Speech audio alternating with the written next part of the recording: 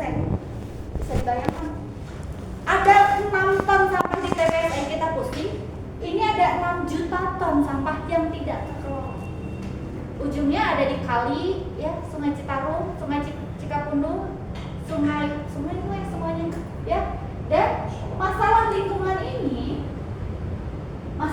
kan menjadi satu masalah lingkungan karena yang terkelola pun ternyata dibuang ke TPA. Kalau TPA-nya cukup.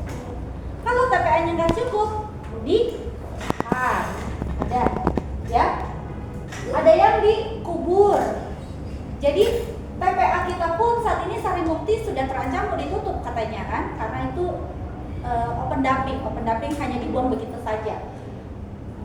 Rata-rata ini pengelolaan sampah kita tuh masih sangat buruk, sehingga sekarang harus ada upaya-upaya yang dilakukan. Itulah sebabnya pemerintah sebenarnya dari tahun 2008 itu sudah mengeluarkan aturan tentang kewajiban pemilahan sampah, tapi belum dilakukan sampai dengan saat ini. Boleh di next? Masalah-masalah udah tahu lah ya akibat sampah. Nah, ini kondisi sampah TPA Sarimukti. Bapak Ibu ada yang sudah pernah ke sana? Mungkin lihat video aja ya. Di YouTube.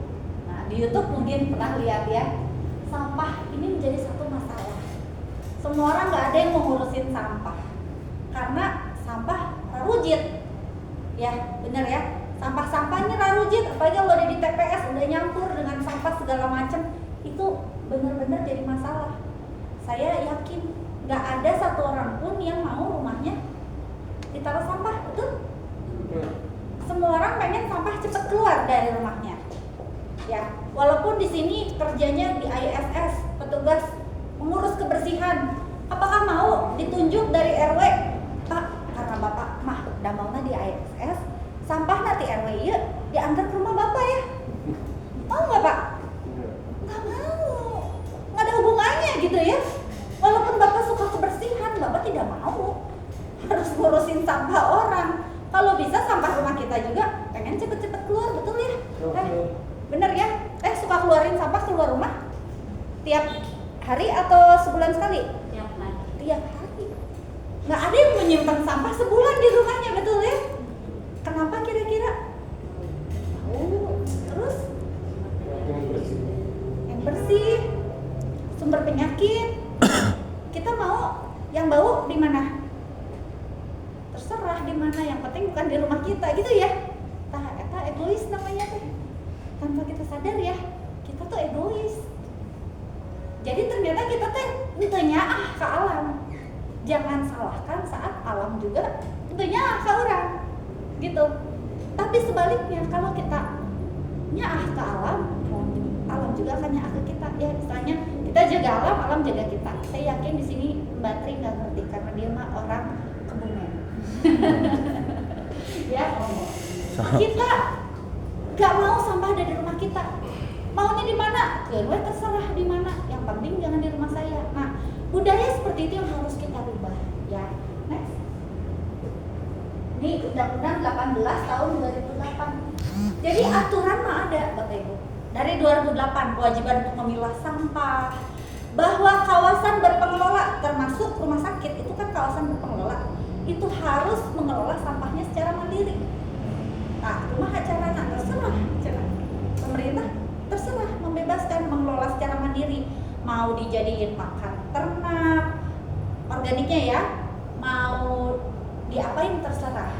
Ya bahkan pada saat COVID kemarin itu ada aturan tentang rumah sakit rata-rata punya insenerator sendiri kalau nggak salah ya. Di sini saya nggak tahu, di RSUP ini belum punya ya. Nah, itu ada kebijakannya harus mengelola sampah sendiri. Nah, pengelolaan sampah ini penanggung jawab atau pengelola kawasan pemukiman, kawasan komersial, kawasan industri, kawasan khusus, fasilitas umum, fasilitas sosial dan fasilitas lainnya. Ya, ini termasuk fasilitas kan ya? Dan kegiatan keramaian sesaat wajib melaksanakan pengelolaan sampah. Jadi RSUP Hasan Sadikin Bandung wajib melakukan pengelolaan sampah nggak? Wajib. Kalau tidak melakukan, Melanggar pasal undang-undang. melanggar. Ya. Apakah dengan taruh ke TPS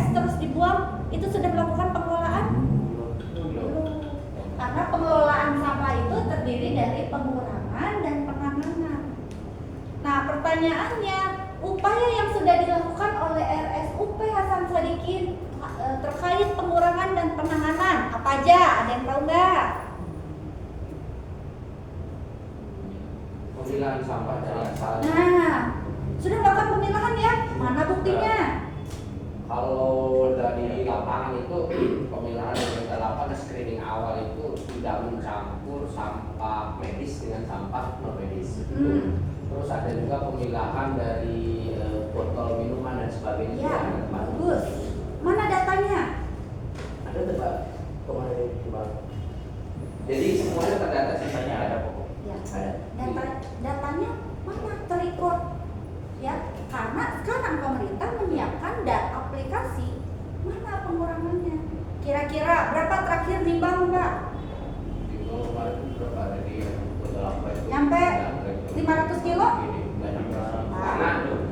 Karena satu ya, kembali lagi ke SDM kita sih, ini harus kita akuin dan jujur, sebagus apapun pemerintah buat aturan gitu ya, tapi kan kembali lagi ke paradigma sumber daya manusia di Bandung atau di sekitar kita kan harus diakui. Jadi kalau cuman pemerintah keluarkan perpu, nanti asal cari kerjasama dengan Indra, terus ujung tombaknya siapa yang ditunjuk, terus bagaimana kita campaign ke perawatnya, ke petugas RSHS seperti apa itu juga akan mustahil. Oke, itu kita bahas nanti, Pak. Sekarang saya tanya, kemarin nimbang berapa ton, Pak? Kalau ton itu belum nyampe. 100 kilo? Pasti kiloan. 100 nyampe.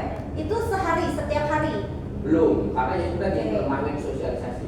Nanti kelemahan kesusahan kita bahas nanti ya. Tapi intinya kalau saya sudah mulai mau ke sana. Oke, 100 kilo sehari ada? Belum. 50 kilo sehari ada? Masih di bawah. Belum juga. 20 kilo sehari? Masih di bawah. Belum. 10 kilo sehari? Belum, karena kan kami di sini hanya menyediakan tempat, tidak mengkampanyekan. Iya, nggak apa-apa, itu nanti kita bahas. Cuma apa ini baru slide 2. Masih di bawah. 20 kilo sehari ada nggak? Belum. Berarti kalau 20 kilo aja belum, 20 dibandingkan satu hari tadi 6.000 kilo ya?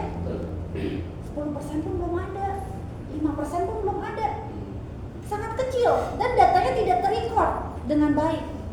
Betul? Jadi saat pemerintah tanya nih, mana pengurangannya? Wah, Bu Rina nggak bisa jawab itu. Waduh, gimana ini? Betul ya? Pak Modi harus bertanggung jawab. Bagaimana ini pengurangannya? Sekarang Kota Bandung tetap. Sekarang Dinas Kota Bandung tegas dan provinsi mengontrol semuanya. Mana datanya? Nah, kan kasihan kalau yang dibebankan nih Bu Rina dan Pak Modi ya. Makanya kami diundang, diajak untuk bersama-sama nih mengajak Bapak Ibu semuanya. Dan bukan hanya Bapak Ibu loh, justru Bapak Ibu di sini ujung tombak nih. Karena punya tim pasukannya paling banyak ya di sini ya yang berhubungan langsung dengan sampah. Tapi kami juga akan mensosialisasikan ini kepada seluruh kepada seluruh. Mohon maaf, yang pertama kemarin Direktur Operasional dulu. Direktur Operasional sudah kita sosialisasikan. Harus menyetujui dulu. Direktur utama menyetujui dulu, sepakat dulu. Jadi ini keputusan dari manajemen, ya, bukan dari keputusan Indra atau keputusan Bapak Ibu di sini, bukan keputusan Bu Rina, Pak Modi, bukan. Keputusan dari manajemen. Kenapa? Karena secara aturan ini sudah diwajibkan. Ya, kalau sampai melanggar, kita bisa kena akibatnya. Bayangkan kalau misalnya hanya urusan sampah, karena RSUP Kota Bandung tidak bisa menyediakan data pengurangan dan penanganan, tidak akan ada layanan pengangkutan sampah tuh numpuk. Seminggu nggak diangkut, bayangkan viralnya bakal kayak gimana? Penumpukan sampah bukan hanya di Pasar Caringin, ternyata ada di RSUP Pasar Sadikin. Waduh, kasihan ya, dari pimpinan manajemen kita sampai ke bawah itu pasti kita akan menanggung sama-sama. Itulah kenapa ini menjadi sesuatu yang penting untuk kita perhatikan. Ya, ini sesuatu yang penting yang harus kita berikan perhatian. It's okay, tahu banget Bapak tadi betul sekali, susah. Sumber daya manusia kita kayak begini, ya. Tapi tetap kita harus melakukan perubahan. Bisa, harus bisa. Justru disinilah agen perubahannya di bapak-bapak di sini dengan timnya yang harus juga mendukung program ini. harus dipahami dulu. Kenapa sih ngaributkeun, ngerepotin, nyusahin? Yang pertama, kita harus mengurangi beban TPA. Ya, kemarin di viral. Usia TPA Sarimukti tinggal 41 hari lagi dan itu terus berkurang setiap harinya. Kalau kita tidak mengurangi beban TPA ini, maka umurnya ya tinggal segitu. Bisa jadi orang bulan Mei, Juni, Juli tidak ada pengangkutan sampah, Pak. Bisa dibayangkan ya. Kedua, mempermudah proses daur ulang yang tadi Bapak bilang. Ada botol sudah dipilah, kardus sudah dipilah. So, Bapak bayangkan kardus bekas kue yang kunjungan ke tempat pasien dicampurkan dengan sampah sisa makanan, masih bernilai tidak? Sering menemukan seperti itu? Banyak. Ya, ada orang mengunjungi pasien bawa kue, ada wadah kue, kotaknya di situ, sisa makanan masukin ke situ. Mohon maaf, ada bayi, popok bayinya masuk ke situ. Banyak nemuin kayak gitu? Banyak. Sulit untuk proses daur ulangnya. Padahal itu kotaknya masih bisa didaur ulang. Sisa makanan bisa dikompos. Ya, sebenarnya sisanya ya hanya popok itu aja kan yang harusnya jadi residu ke TPA. Tapi akhirnya semua jadi ke TPA. Ketiga, itu kardus, botol bisa dijual nggak? Bisa. Itu memiliki nilai ekonomi. Tapi bayangkan sekarang kardusnya yang tadi udah disiram sisa makanan, masih bernilai nggak? Tidak. Udah basah, udah kotor, udah bau, mulung nage horean, kayak gitu ya. Gareuh. Nah, sudah tidak memiliki nilai ekonomi lagi. Tapi kalau kita memilah dari sumber, itu tentunya memiliki nilai ekonomi, bukan nanti dijual. Ya. Keempat, meningkatkan kesadaran warga terhadap lingkungan. Seringkali kita nggak sadar. Tadi aja Bapak Ibu baru sadar kan, ternyata saya egois ya.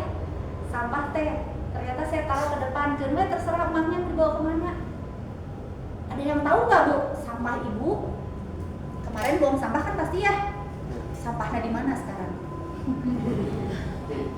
Ada di mana sampahnya? Nah, nggak tahu kita ya. Siapa yang makan sate seminggu terakhir? Ada yang makan sate, Pak? Tusuk satenya ada di mana? Sama tukang sate. Sama tusuknya. Soalnya saya makannya di hotel. Nggak tahu ya. Sama tusuk yang debus gitu ya. Kita makan nasi kuning pakai wadah coklat ya, kertas coklat dibuang. Kertasnya di mana ya sekarang ya? Nah, jangan-jangan itu tuh yang bikin mampet di kali ya. Jangan-jangan itu yang dibakar sampai membuat ada seorang anak kena penyakit ISPA. Jangan-jangan itu yang pembakaran sampah deket RW sana yang akhirnya itu membuat ada orang di sana kena kanker. Jangan-jangan sampah kita tuh menzalimi orang lain loh. Kita tidak tahu ya. Nah, ini kesadaran-kesadaran yang perlu kita lakukan. Ya, tokoh masyarakat umum, dokter juga banyak yang nggak tahu. Saya pernah sosialisasi di salah satu rumah sakit besar juga di Bandung. Dokternya juga nggak ngulung. Oh gitu ya, bilang belum tentu. Karena kesadarannya belum dibangun. Bukan nggak mau ya, tapi belum tahu. Jadi kalau tadi kita bicara tentang SDM, jangan-jangan Pak, kita mah berhusnuzon, dia tidak tahu. Harus kita kasih tahu. Ya. Ada orang, mobilnya bagus, buang sampah ke jalan. Saya turun dari mobil, saya ambil, saya ketok, Pak ini barangnya jatuh dari mobil. Saya masukin lagi itu, ngambek-ngambek. Dia cuman, oh iya. Mungkin dia nggak tahu bahwa itu jalan bukan tempat sampah, tapi kita harus kasih tahu. Memberitahu kan juga dengan baik ya. Ini siapa tahu ada barang jatuh, walaupun enggak, saya tahu itu sengaja dibuang. Seperti itu, ya. Oke, next. Ini MOU. Next. Nah ini kita sudah membuat surat edaran. Jadi jangan khawatir Bapak Ibu di sini ya. Nanti apakah dibebankan semuanya Bapak Ibu? Enggak. Ini sudah ada surat edaran kepada semua yang ada di RSUP Hasan Sadikin ini. Nanti secara bertahap kita sosialisasikan. Bahkan ujung-ujungnya nanti kepada semua pengunjung, tamu pun kita pengen sosialisasikan kepada semuanya ini menjadi sebuah budaya di RSUP Hasan Sadikin. Kalau bisa ini menjadi satu rumah sakit yang pertama di Indonesia yang menjadi green hospital. Ya, amin ya. Nah, ini sudah dibuat ketentuan bahwa setiap ASN, bagian, instalasi, unit kerja, ruangan wajib melakukan pemilahan sampah organik dan anorganik sesuai panduan. Seperti itu. Sampah organik yang bernilai ekonomi nanti mereka pilah, dikumpulkan di satu titik. Dari nanti udah kayak gitu ya Pak ya? Betul ya? Dipilah di satu titik, cuman kan sekarang jualnya masing-masing. Sehingga tidak ada data. Makanya tadi Bapak cuma punya data 20 kilo, padahal mah kurang lebih. nah, tadi kurang lebih, padahal mah sampahnya lebih. Sekarang bagaimana kita punya data itu? Ya. Nah, nanti itu akan dijemput. Kita punya satu titik, nanti punya gudang di bawah di area parkir, ini sudah tahu ya. Kita punya gudang di sana. Nanti akan dikumpulkan, ditimbang, dan nanti hasil dari penyetoran sampah anorganik itu menjadi salah satu sumber pendapatan rumah sakit yang akan dikelola secara transparan dan dapat digunakan untuk kegiatan sosial dan kebutuhan internal rumah sakit. Seperti itu. Jadi kalau selama ini bagian per bagian itu mungkin mengelola sendiri sampai penjualan sendiri, sekarang cukup mengelola, kita membantu. Tapi nanti dananya akan dikelola oleh rumah sakit. Jadi dananya bukan untuk Ingram, Bapak Ibu ya. Kalau kami memang berkegiatan di bidang pengelolaan sampah, ya. Batri ini pernah tinggal setahun di Papua loh, khusus untuk ngajarin orang Papua milah sampah. Tepuk tangan buat Batri. Oh, dia mau dikirim ke Papua. Panana, masuk langsung set. Iya, loh, setahun naik perahu setiap hari ya. Naik perahu setiap hari, ngajarin di sana. Jadi kalau di Hasan Sadikin lebih susah daripada di Papua, Pak. Di sini dikirim ke Papua. Betul. Jadi kalau kami memang berkegiatan di bidang pengelolaan sampah, kita lebih banyak mengedukasi seperti itu. Mungkin kami bisa dibilang sebagai social enterprise. Jadi perusahaan kami bukan hanya kepada profit, tapi kepada impact sosial yang kita lakukan juga terhadap lingkungan. Jadi nanti dananya, hasil penjualannya itu bukan buat Ingram ya. Sekali lagi Bapak Ibu, kita membantu sebagai off-taker, dananya akan dikelola oleh rumah sakit dan dananya dipergunakan sepenuhnya untuk kebutuhan yang ada di rumah sakit. Baik kegiatan sosial di rumah sakit, mungkin untuk peningkatan fasilitas dari kesehatan lingkungan juga, dan kegiatan lainnya ya. Jadi sekali lagi, ini program yang harus dibantu bersama ya, termasuk oleh Bapak Ibu di sini. Kenapa? Karena bisa dibayangkan Bapak Ibu tadi sudah memilah sampah, terus tim Bapak Ibunya nyampur gendei di satu wadah. Nanti teh kata orang yang sudah milahnya, "Rek naon bisa dipilah cenah?" Eta Bapak namanya siapa tuh punten? Anok. Nah, anak buahnya Pak Ano dicampur gendei cenah. Dia bisa komplain. Ya. Jadi saya tahu ini akan menambah pekerjaan mungkin ya, akan membuat mengubah kebiasaan yang biasanya plung hijikeun sekarang menjadi harus dipisah. Pengangkutan organik harus terpisah. Seperti itu. Mungkin menambah beban karena belum terbiasa. Tapi lama-lama juga insya Allah jadi biasa. Seperti itu ya. Oke, next. Nah, ini jenis sampah domestik yang ada di rumah sakit. Ada organik, ada anorganik, ada residu. 3 jenis saja dulu Pak. Ya, yang harus dasar ini tim Bapak semuanya, Bapak di sini, Bapak Ibu harus tahu ya. Timnya harus tahu sampah organik, anorganik, dan residu. Organik mah gampang, yang mudah terurai. Contohnya apa Bapak Ibu? Sayuran, ya, buah-buahan, busuk, ya. Kalau yang masih segar mah kita makan, jangan jadi sampah, ya. Kemudian sisa makanan, sampah daun kering, ya, itu sampah organik yang sebenarnya mudah terurai oleh proses alam. Yang kedua, sampah anorganik. Kalau anorganik mah susah. Contohnya Bapak punya botol plastik, itu mau dikompos atau dikubur dia mau bisa jadi kompos, susah. Tidak semudah itu untuk terurai ya, tapi bisa didaur ulang. Nah, jangan dibuang, bisa jadi uang, betul. ya. Ketiga, ada sampah uangnya, residu. kan? Sampah residu itu yang sekarang di TPS, sampah campur. Padahal di TPS masih bisa dibagi nggak? Sebenarnya bisa ya, jadi organik, anorganik, residu.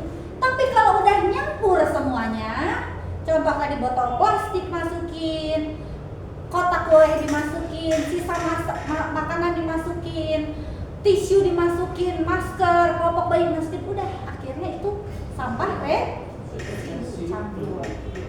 Organik, anorganik, residu. Nah, karena sekarang nih saya bawa pemateri langsung dari Papua nih. Mbak Tri yang akan bantu menjelaskan ya di sini tentang prinsip 3R dan bagaimana sih mengelola organik, anorganik, dan residu. Sampai tertunduk, tepuk tangan buat Mbak Tri.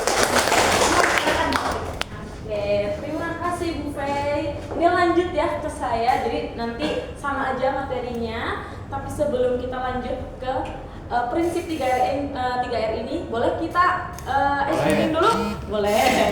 Oke, kalau saya Tepu bilang malam, pagi dulu. Kalau saya bilang pagi, teman-teman tepuk tangan berapa kali?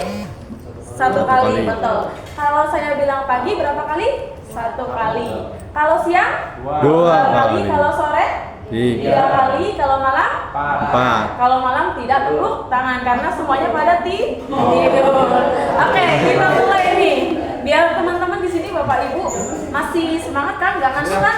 Kalau yang ngantuk nanti biar tidak jadi ngantuk. Oke, 1, 2, 3. Pagi, siang, sore, malam. Oke, kita ulang. Siang, sore, siang,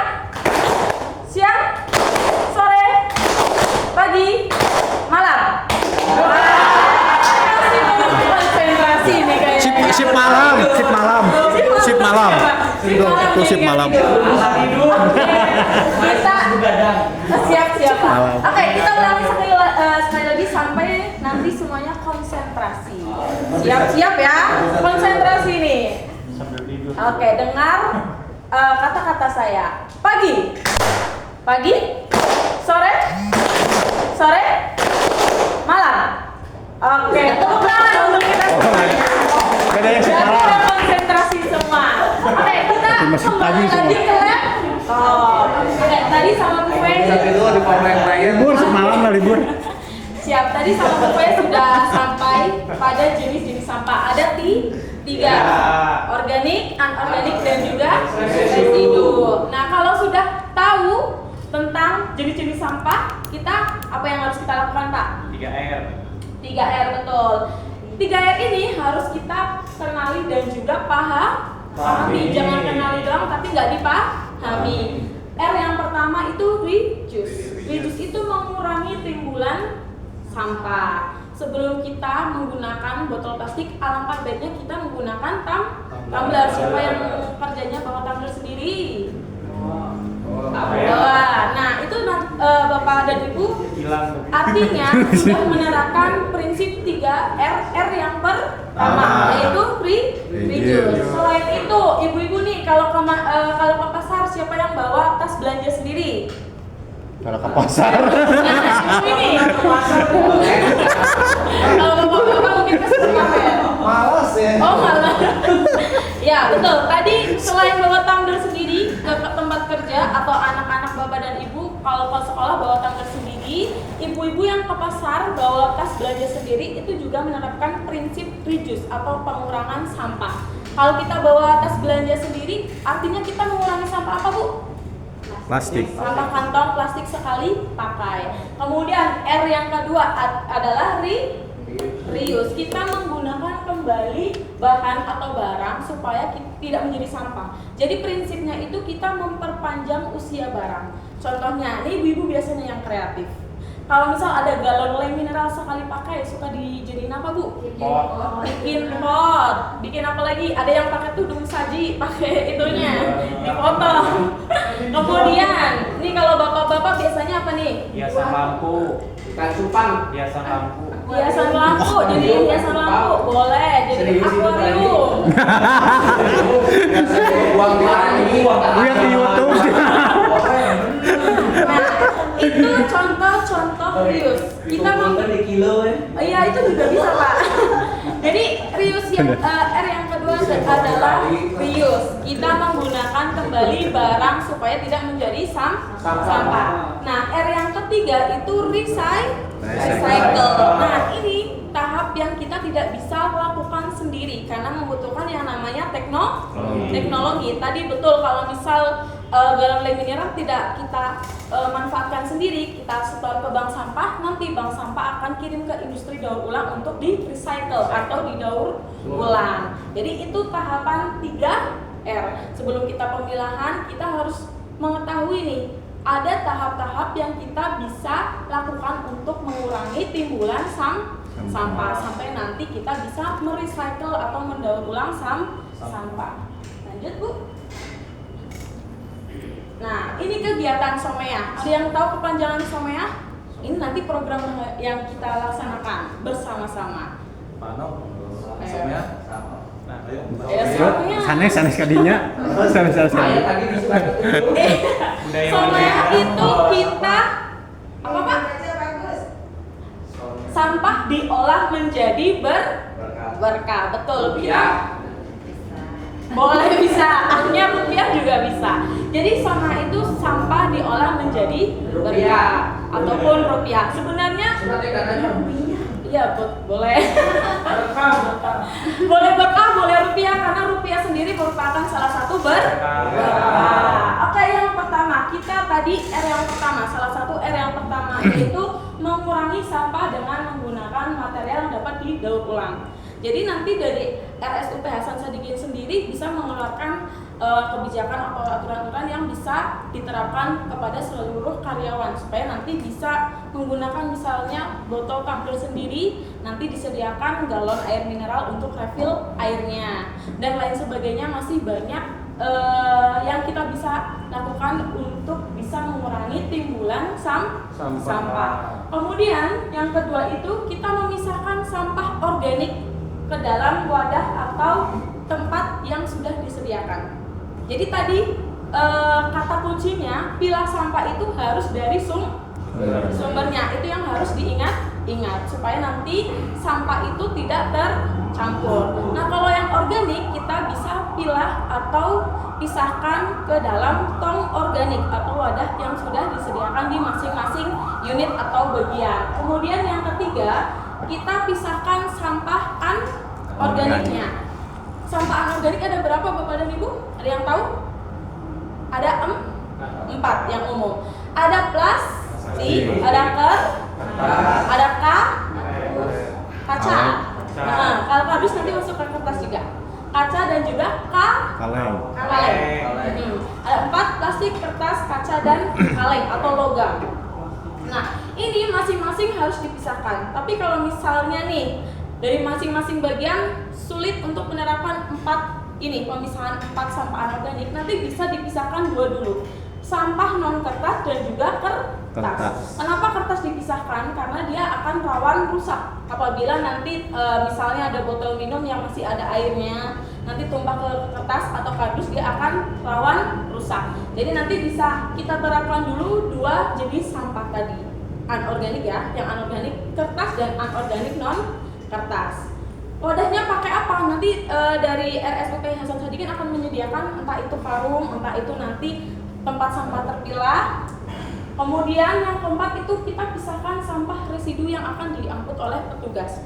Jadi teman-teman, Bapak dan Ibu semuanya yang di sini, yang pertama kita harus pisahkan sampah organik, pisahkan ke tempatnya sendiri. Nanti bisa dilabeli di situ tempat atau wadah atau tong dengan label sampah organik. Yang kedua kita pisahkan sampah anorganik. Tadi ada 4, plastik, kertas, kaca dan logam.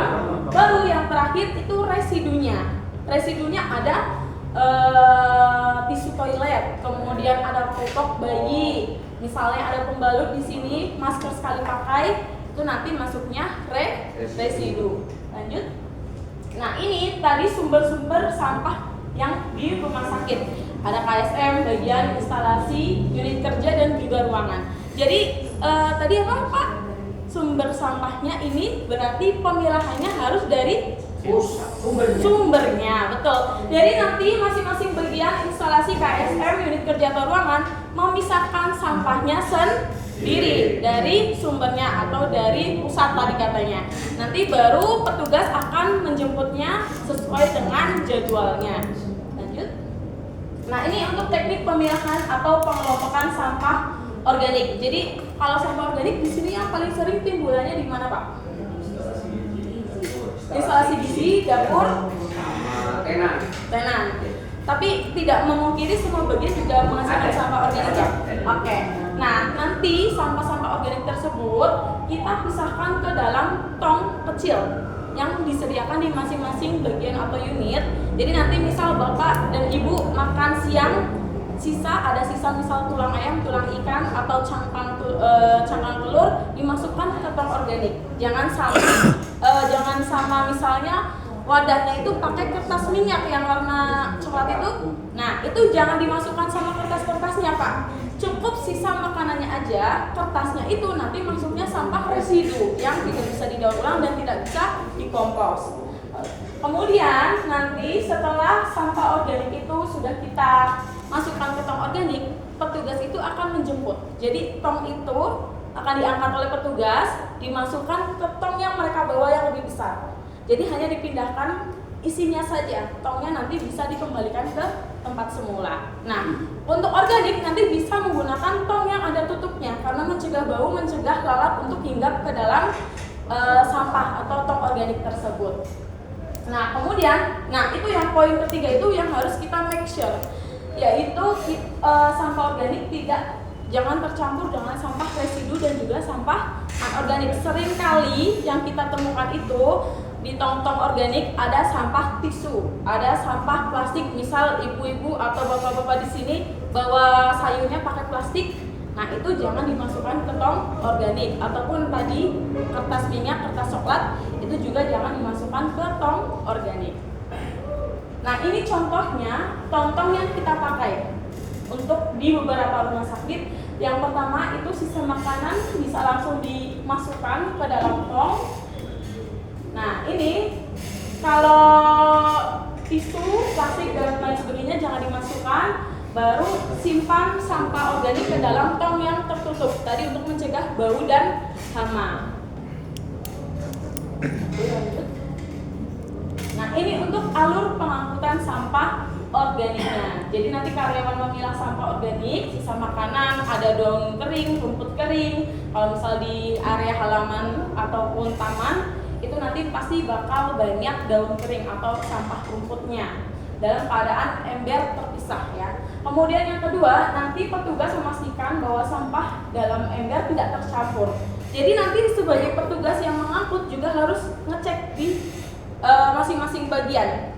Kalau misalkan petugas menemukan nih masih ada tisu ataupun plastik atau kertas yang masih tercampur, petugas wajib memberikan edukasi lagi ke masing-masing karyawan di bagian untuk tidak mencampurkan sampah selain organik ke dalam tong organik. Jadi nggak cuma kita dari Ingram yang mengedukasi, tapi nanti bapak-bapak dan ibu di sini juga sebagai edukator kepada teman sejawat ataupun yang di bawahnya.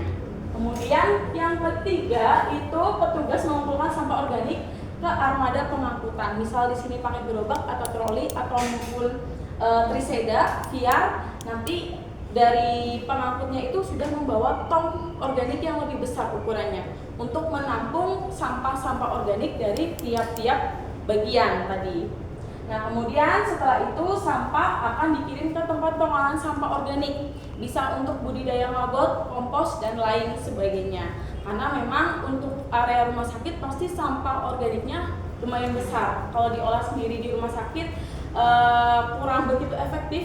Karena kalau misal di sini ada maggot bisa tuh. Karena kalau dengan maggot itu setiap hari mereka makan maggot. Satu harinya itu bisa satu ekor maggot itu bisa memakan 3 kali lipat berat badannya.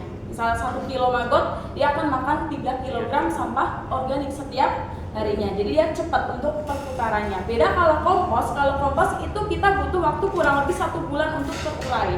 Jadi kalau skalanya besar kita tidak bisa pakai kompos, tapi lebih baik ke maggot. Selanjutnya Nah, ini untuk teknik pemilahan dan pengelompokan sampah anorganik tadi. Yang pertama, petugas atau karyawan setiap unit itu memisahkan sampah anorganik dengan menggunakan karung atau wadah lainnya. Misalnya ada kardus kan masih dalam bentuk kotak nih Pak dan Ibu. Itu bisa dibuka label plasternya, kita pipihkan untuk tidak bisa untuk kita mengurangi volumenya. Jadi ya kalau botol boleh dipipihkan juga. Nah, yang pertama itu harus kita kardus ya. Kalau kardus masih bentuk kotak, kita lepaskan plasternya, kita pipihkan. Kalau misalnya udah tertumpuk semuanya, kita ikat. Kemudian kalau botol tadi boleh diremes juga boleh, enggak ya nggak apa-apa. Nanti bisa dimasukkan ke dalam karung. Nah, kemudian yang kedua, simpan sampah yang sudah terpilah di tempat yang telah ditentukan tadi ya. Kalau misal sudah tersedia 4 jenis sampah anorganik, kita buangnya 4 jenis tadi kan. Plastik, kertas, kaca, dan logam. Tapi kalau misalnya nanti ada 2, non kertas dan kertas, itu tidak apa-apa. Jadi kalau kertas kardus, kemudian ada kayak gini, HVS masukkan ke kertas.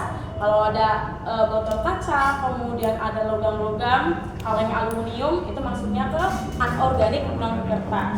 Kemudian yang ketiga, pastikan sampahnya itu bersih dan kering untuk menghindari bau dan hama. Jadi misalnya ada botol minum, itu pastikan airnya dibuang dulu Bu sebelum dimasukkan ke tempat sampah anorganik non kertas, supaya nanti walaupun sudah terpilah itu akan menimbulkan bau, misalnya air minumnya berwarna dan berasa, kan jadi lantainya itu pliket tapi namanya lengket ya, lengket dan juga bau. Jadi pastikan produknya itu kering, tidak ada sisa produk yang tertinggal di dalam wadahnya.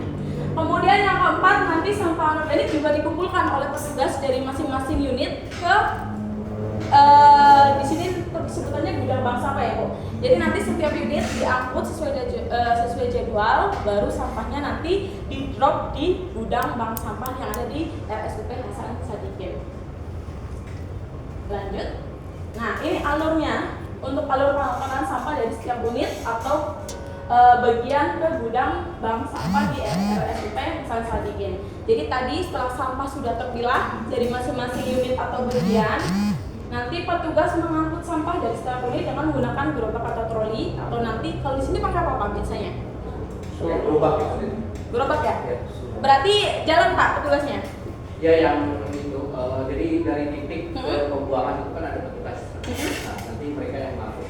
Oke, pakai gerobak ya kalau di sini. Jadi pakai gerobak dari setiap bagian. Nanti kalau sudah penuh kita angkut lagi ke gudang bank sampah. Kemudian nanti setiap trash bag atau bagian, setiap trash bag dari bagian itu atau unit harus diberi tanda untuk tidak tertukar. Karena nanti harus ada penimbangan dan pencatatan.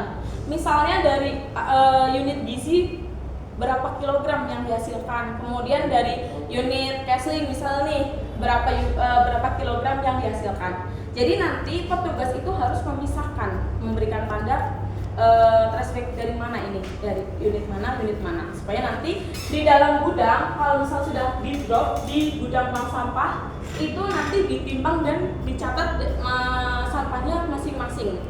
Jadi tidak semuanya dijadiin satu baru nanti ditimbang dan dicatat, tapi masing-masing unit itu akan ditimbang dan dicatat supaya nanti kita bisa mengevaluasi nih unit mana yang belum melakukan pemilahan. Kok dari unit gizi cuma anorganiknya cuma ada 1 kilo, berarti itu menjadi tanda tanya besar. Jadi nanti kita bisa evaluasi bersama. Kemudian sampah yang udah ditimbang dan dicatat nanti dipilah lebih lanjut nih di gudang bank sampah. Ada nanti pemilahnya untuk yang memilah. Misalnya dari ibu di sini botol plastiknya masih ada tutup dan labelnya. Nanti sama kita itu akan dipilah lagi, tutup sendiri, labelnya sendiri, kemudian botolnya sendiri. Pokoknya semuanya akan dipilah lebih detail untuk kita pilah. Nanti setelah itu sampah yang sudah dipilah lebih lanjut akan diangkut oleh tim Ingram. Lanjut. Nah, ini untuk alur pengelolaan sampah zero waste to landfill. Dengan cara-cara tadi kita itu tujuannya untuk zero waste to landfill. Jadi kita harapannya sampah yang nanti masuk ke TPA itu benar-benar sampah residu atau sampah yang tidak bisa dikelola dan juga tidak bisa kompos.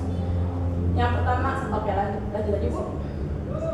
Nah, ini nilai ekonomi dari sampah. Jadi tadi pemilahan sampah sudah dilakukan sampai di gudang bank sampah, kemudian dijemput dan ditimbang kembali oleh tim Ingram. Kita nggak hanya menjemput saja, angkut kemudian kita kirim ke gudang Ingram, tapi kita juga harus ada pencatatan dan penimbangan lagi supaya nanti barang masuk dan barang keluar itu kita termonitor semuanya. Kemudian kita juga akan ada report setiap pengangkutan, nanti kita kirim invoice dan juga hasil penimbangannya kepada pihak RSUP Hasan Sadikin. Misalnya pada saat penimbangan tersebut sampah kardusnya berapa kilo, sampah botol plastiknya berapa kilo, beserta dengan hasil rupiahnya Bu. Jadi nggak cuma hasil kilonya, tapi juga dengan hasil rupiahnya. Baru nanti hasil penyetoran sampahnya kita kirimkan ke rekening RSUP Hasan Sadikin untuk nanti diolah lebih lanjut uangnya oleh RSUP Hasan Sadikin. Nah ini untuk pengangkutan sampah residu. Sebenarnya kalau dalam program Somea ini kita tidak mengelola sampah residu, cuma nanti sebagai edukasi saja ke Bapak dan Ibu bagaimana sih caranya kita mengolah sampah residu. Jadi tadi yang residu sudah kita pilah bersama, nanti diangkut juga oleh petugas masuk ke TPS, baru nanti diolah menjadi dengan menggunakan teknologi hijau. Salah satu contohnya itu dengan insinerator, yaitu dengan pembakaran sampah. Nah ini Somea, sampah diolah menjadi berkah atau rupiah Bu. Di surat edaran rupiah kenapa nggak sakral? Di surat edaran? Iya. Di surat edaran rupiah. Kemarin saya kekeh. Nanti kita itu lagi ya, revisi dulu.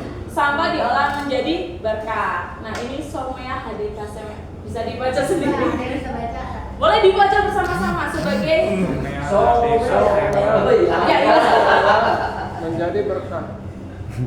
ya, jadi seperti itu kira-kira untuk gambaran program Somea nanti. Kira-kira Bapak dan Ibu ini bisa mengerjakan dengan sepenuh hati nggak Bu? So. Dibaca ya. Coba diresapi sambil diresapi ya. Somea HDKSM. Somea Somea alam semesta.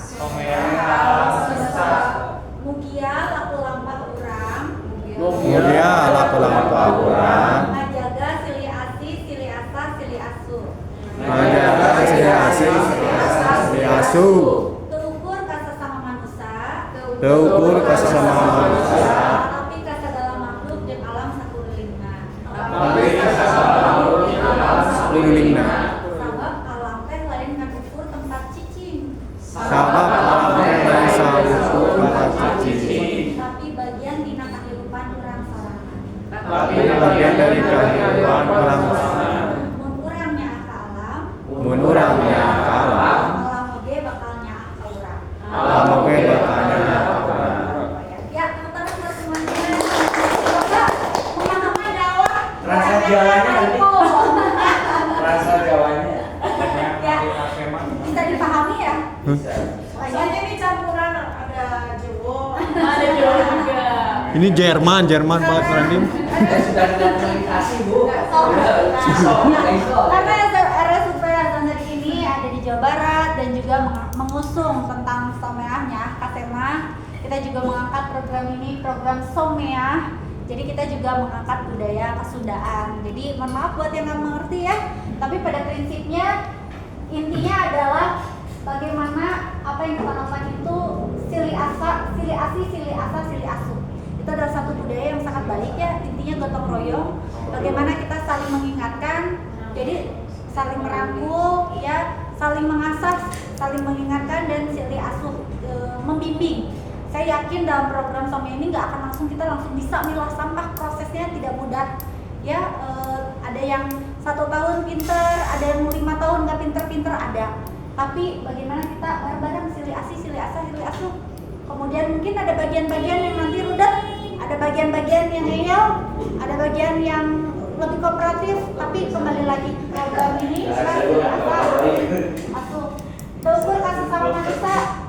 Kita di bumi ini juga berdampingan dengan makhluk-makhluk lainnya, ya, yang sekitar kita, termasuk yang ada di bawah tanah juga. Karena alam ini bukan cuma sekedar tempat kita untuk diam, ya, tapi ini adalah bagian dari kehidupan kita. Jadi kalau kita jaga alam, alam jaga kita.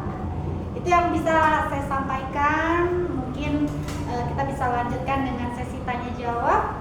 Silakan diskusi. Silakan apabila ada yang ingin